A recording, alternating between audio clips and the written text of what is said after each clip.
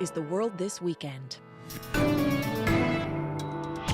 Good evening, I'm Stephanie Skandaris. Tonight, massive wildfires are at the edge of Hay River in the Northwest Territories. That fire activity was pushed very hard by those winds. It was also caused by the really high temperatures, 30 degrees plus. Also tonight, cautious optimism from BC's southern interior. We have faced a wildfire of historical proportions.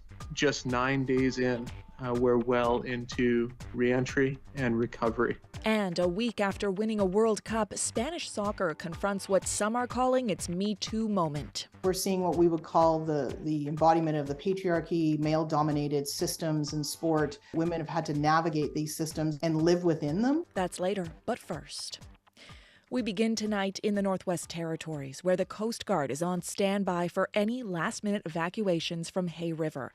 The town is still standing, but the wildfire bearing down on it is getting closer. It is now only about 1.5 kilometers from the town centre. And for the firefighters and few remaining residents, the only escape route is over Great Slave Lake.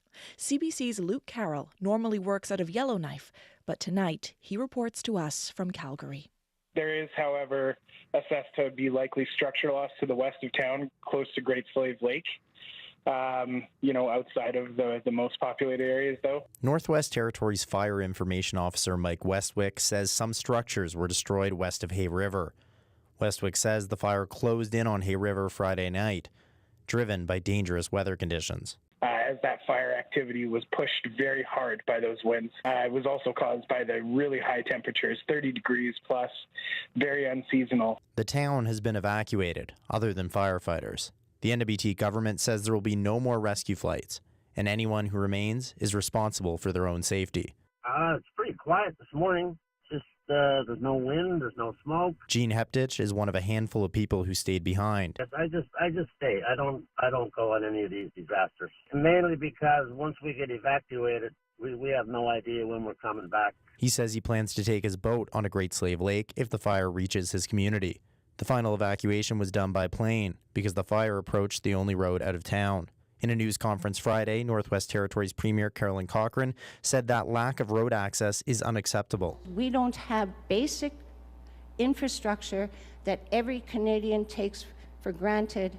She called on the federal government to help to develop the territory's infrastructure. It's a real pleasure to be here. Before a meeting with the Premier this afternoon in Edmonton, Prime Minister Justin Trudeau promised support. As you know, the federal government will continue to be there, whether it's right now with resources, and we're also going to be there for the long term as we look at how we build more resilient infrastructure, how we support people living in the north, how we plan for the worse climate change impacts. Cochrane says the territory's infrastructure needs were addressed in the meeting. So he did make a commitment that we would be looking at accelerating the infrastructure that's needed in the Northwest Territories. He talked about road systems. He talked about redundancy. Cochrane says no dollar figure or timeline was given on the infrastructure commitments. Luke Carroll, CBC News, Calgary. Meanwhile, in British Columbia, thousands of people are being allowed to head home in the province's southern interior today after more than a week of evacuation orders. The fires destroyed hundreds of homes, but fire crews were able to save many more. As Sam Sampson tells us, many people still need help, even if they're back at home. Hi guys, how you doing? A constant flow of people go in and out of a West Kelowna school. It's day 9 at this temporary evacuation center. Though the crowds are nothing compared to the thousands who showed up on the first days of this crisis, the need for help pervades, as do the memories, still fresh. All you saw in front of you was red tail lights, and behind us in the rearview mirrors, all you saw was fire. Karen Olson was washing dishes in her Kelowna home last week when her neighbor sent a single text. Fire behind you, get out. And then I turned around and looked out at our front window, and 50 meters in front of us, up in the trees, was fire. And it was absolute panic. So I was in a bathing suit and my daughter was barefoot, and it was like 2 or 3 minutes of chaos, grabbing things, grabbing our animals. Her family is back home now. She came to the center to sort out insurance and reimbursement. Others aren't as far in the recovery process. What have you heard in terms of when you can go home? We haven't heard anything. Nothing yet. Cheryl Darenchuk and her partner Doug Gray still cannot get home to their basement suite in West Kelowna. They're hoping to get some money back for the cash they spent so far on motels and food, and maybe to swap out their donated clothes. I got a brand new pair of jeans, and I found out that I had buttons for a zipper, and that's so Davy Jones. I only brought one pair of underwear, so they gave me a pack of boys medium and thongish. At least it's something. Biggest ones they had. Throughout the day, officials gave the green light for neighborhoods in West Kelowna, Lake Country, and other areas in the southern interior to open up. Crews pulled back roadblocks meters at a time, allowing thousands of people back to their homes, or to see some of the almost 200 structures destroyed in this region. West Kelowna Fire Chief Jason Broland. We're 9 days in. That's it. And look where we are. We have faced a wildfire of historical proportions. Our community, in many cases, has been devastated. But just 9 days in, we're well into reentry and recovery. I'm cautious, though, because this could change quickly. We know the temperatures are going to warm up this weekend. We're not letting our guard down. Neither are those in the Shuswap. That's where the Bush Creek East fire continues to burn out of control and has destroyed 131 buildings. 11,000 people still wait to hear when they can go back. Others in that area defied evacuation orders to protect their own homes. Sam Sampson, CBC News, in the Kelowna region. Vladimir Putin has ordered mercenaries from the Wagner Group to sign an oath of allegiance to the Russian Federation. The order took effect Friday. It comes just days after Wagner's leader, Yevgeny Prigozhin, presumably died in a plane crash. Prigozhin was a longtime ally of Russia's president, and his Wagner troops have played a key role in the invasion of Ukraine. In June, Prigozhin soured on the war effort and led his troops on a failed mutiny in Russia. That uprising ended with a deal, but Prigozhin's eventual death was seen as a foregone conclusion by many Russia experts. The Kremlin has called any suggestion Prigozhin was killed on government orders an absolute lie. The head coach of Spain's World Cup-winning women's soccer team has joined the chorus of criticism against the chief of the Spanish Soccer Federation. Luis Rubiales has faced unrelenting pressure to quit after he kissed a player on the lips following Spain's historic win last week. Rubiales was suspended by soccer's ruling world body FIFA after the incident, but is refusing to resign.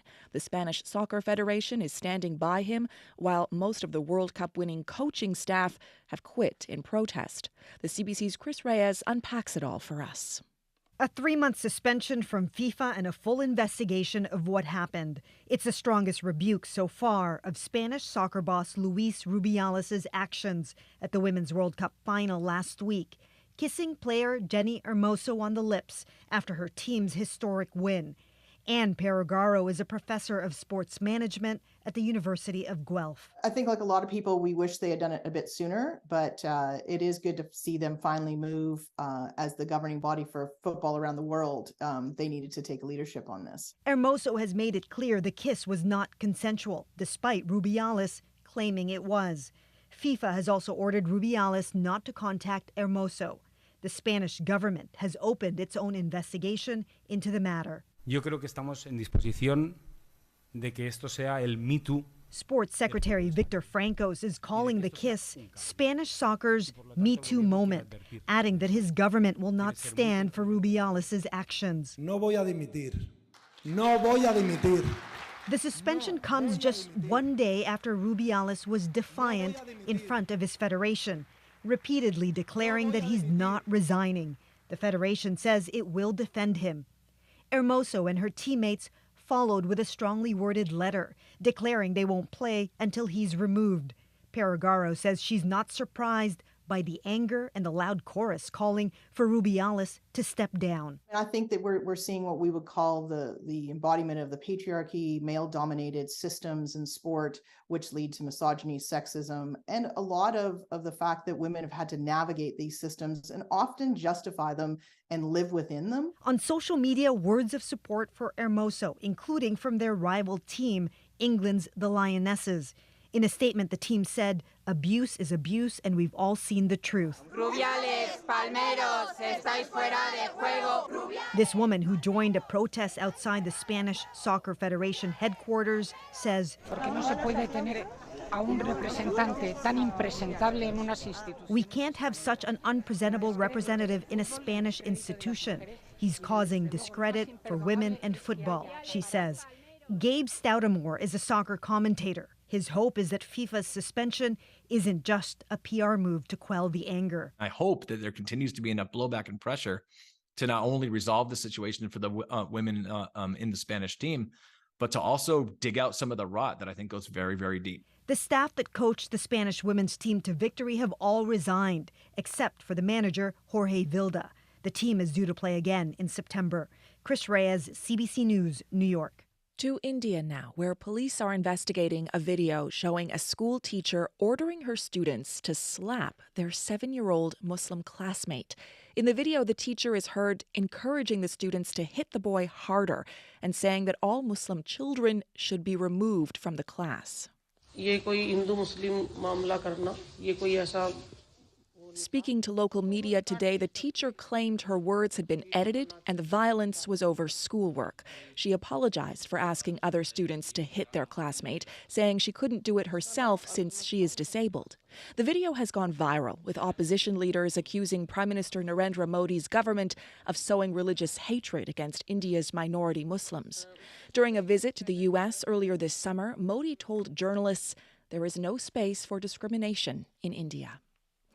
Refugees, asylum seekers, and the organizations that support them are calling on all levels of government for help. They say there are not enough resources to support them after they arrive. Canada has processed more than 60,000 asylum claims so far this year, the highest number in almost a decade, according to Immigration and Citizenship Canada. Advocates say as more people seek refuge in Canada, governments need to step up. Philip Lishenok reports. Asylum seekers and staff from Pilgrim Feast Tabernacles, one of the Toronto churches that took in many who were sleeping on the streets, rally outside Ontario Premier Doug Ford's constituency office.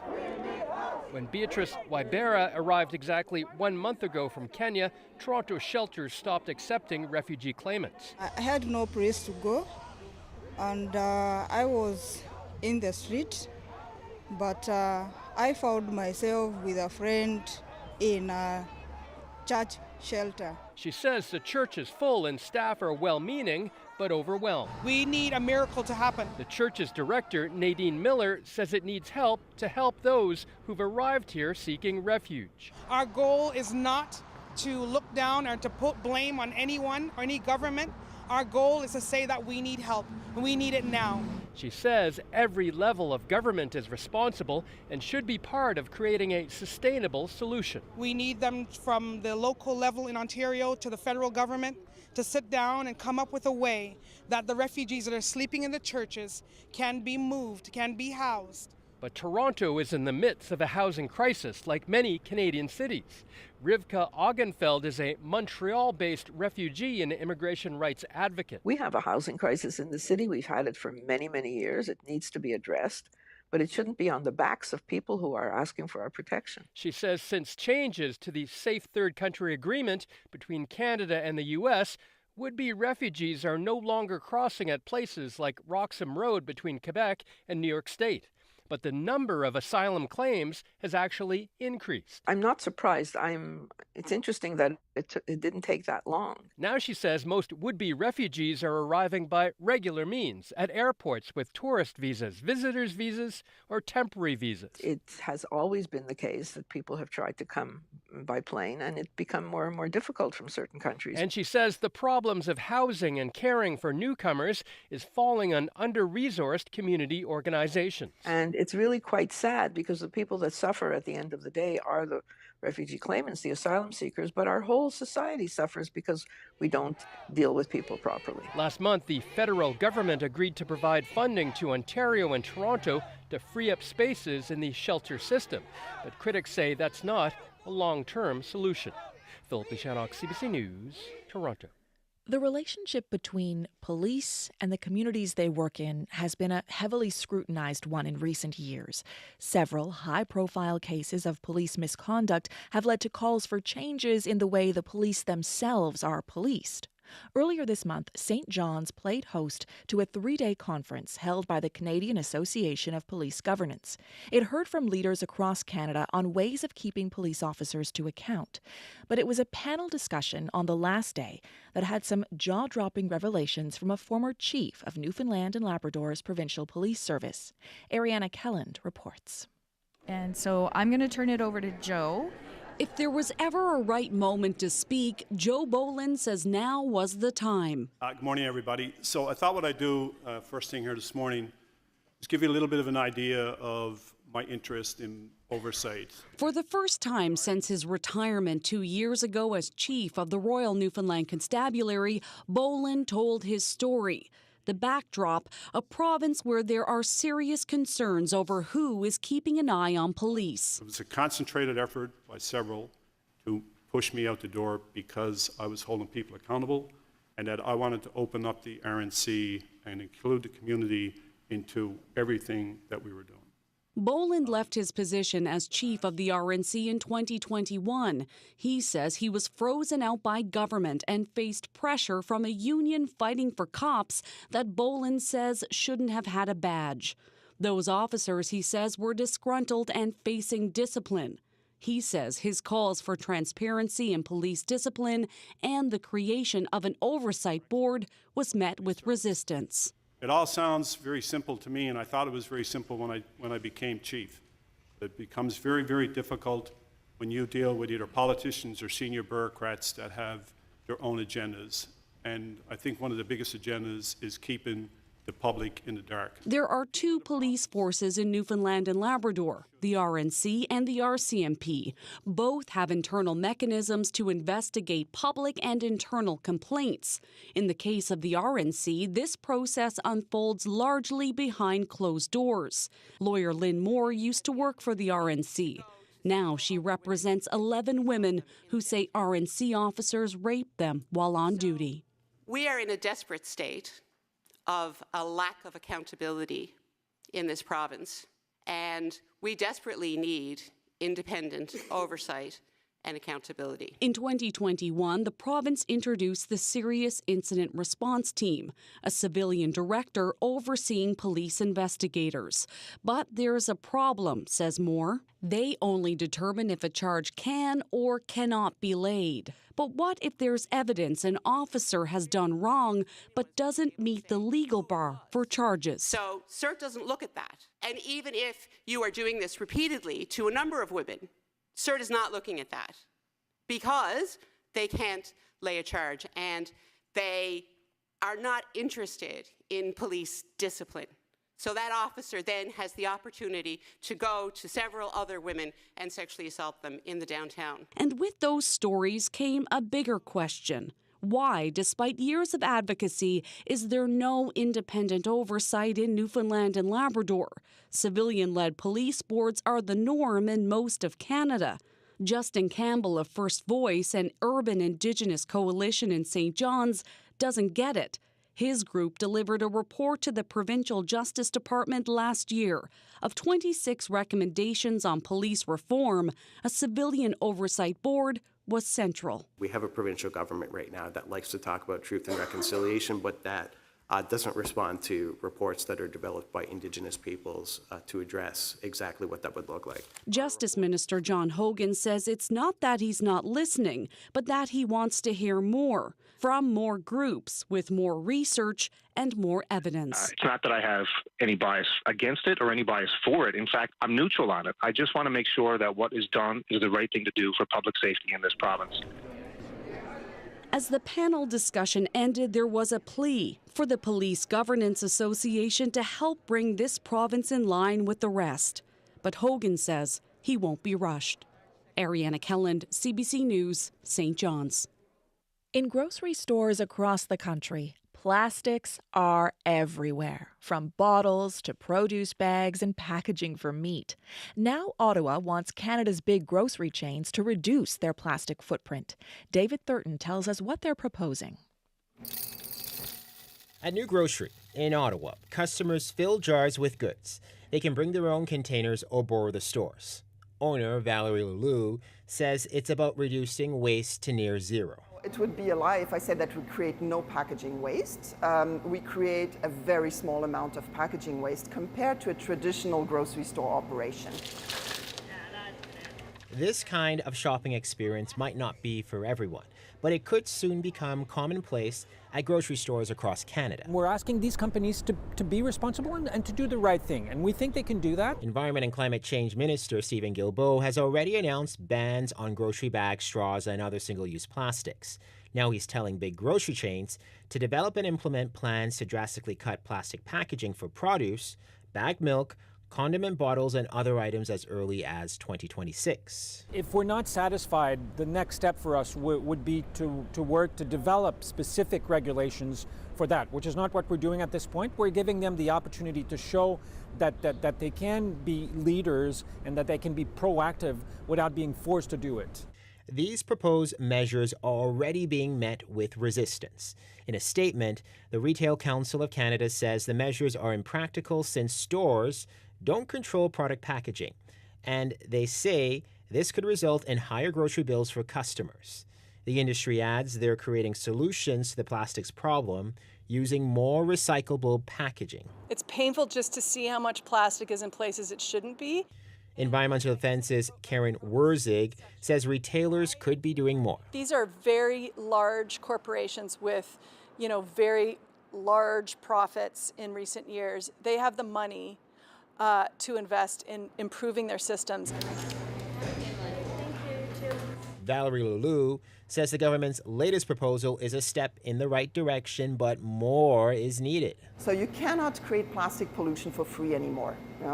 There needs to be a financial incentive, because the way the market works, if there is a financial incentive, innovation will follow. She says the government should not rule out stricter measures like a plastics tax. David Thurton, CBC News, Ottawa. Canada has racked up 4 more medals at the World Athletics Championships in Budapest, 2 gold and 2 silver. Edmonton's Marco Arup won gold in the men's 800-meter race, and Nova Scotia's Sarah Mitten followed that up with silver in the women's shot put. The evening ended with gold and silver in the men's decathlon, thanks to Pierce Lepage and Olympic champion Damian Warner. The final day of competition is tomorrow.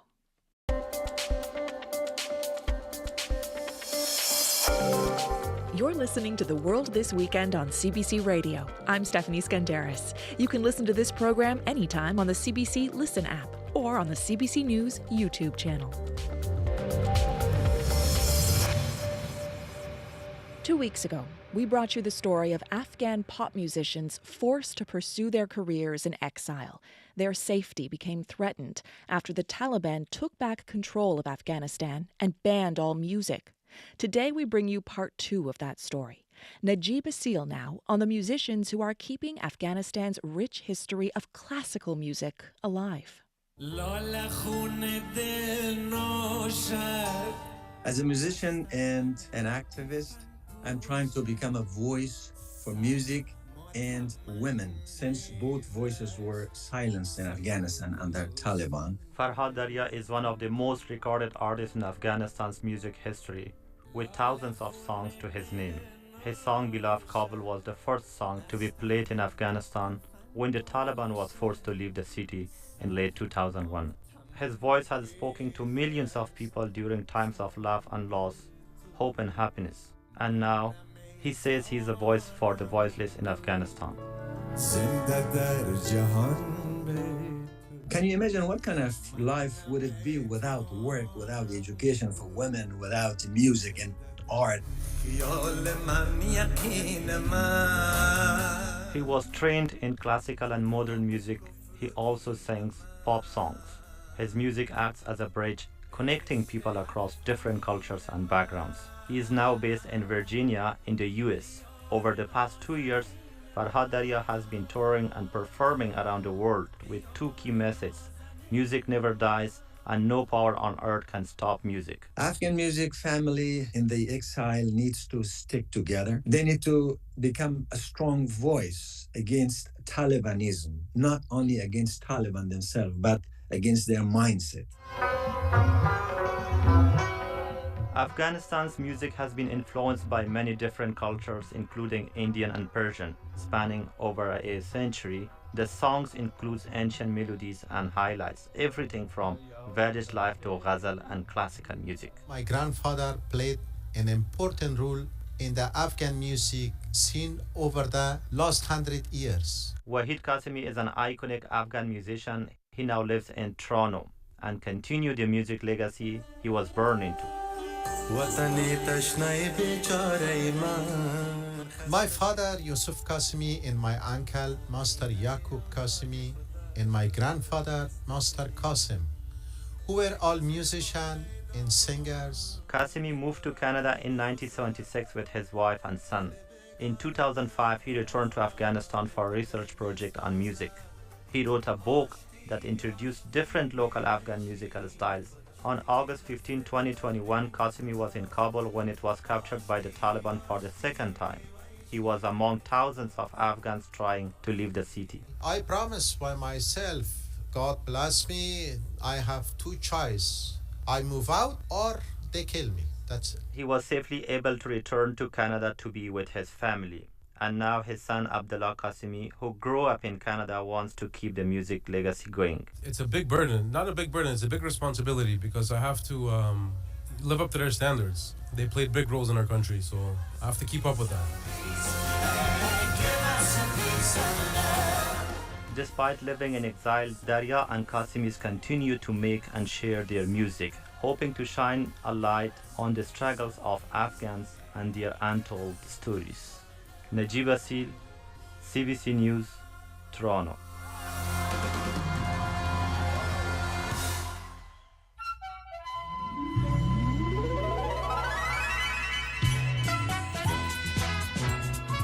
The iconic theme of The Price is Right, music that for more than 30 years was associated with an equally iconic host.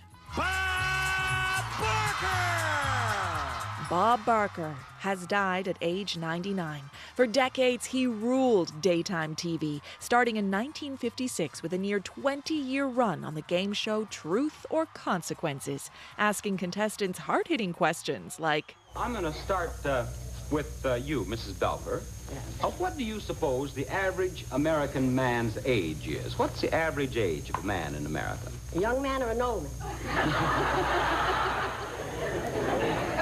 I think I'll start with Mrs. Crawford. He moved on to The Price is Right in 1972. Fans fought for their chance to guess the price of a prize, including a few celebrities before they were famous, like a pre-Breaking Bad Aaron Paul. Here's the next item up for bid. An elegant flat-top desk. Aaron, what do you bid on that? $1,200. $1,200. Actual retail price, $17.97. Barker appeared on more than 6,700 episodes. He retired at age 83 in 2007, ending that show with his usual plea. Help control the pet population. Have your pets spayed or neutered. Goodbye, everybody. Animals were his other great passion. Working alongside PETA, Barker promoted animal rights and a vegetarian diet like his. To protect your memory, eat vegetarian and keep your wits about you into a ripe old age. He also tussled with the Edmonton Zoo over its elephant Lucy and spoke to CBC's The Fifth Estate about his work in 2012. I loved animals from the day I can remember, and I've had animals around me my entire life. And if I'm identified as an animal rights activist, good for me. Barker's publicist announced he died this week of natural causes in his Hollywood Hills home. This evening will leave you with a little more of the sound of so many mornings. You've been listening to The World This Weekend. I'm Stephanie Skandaris. Good night.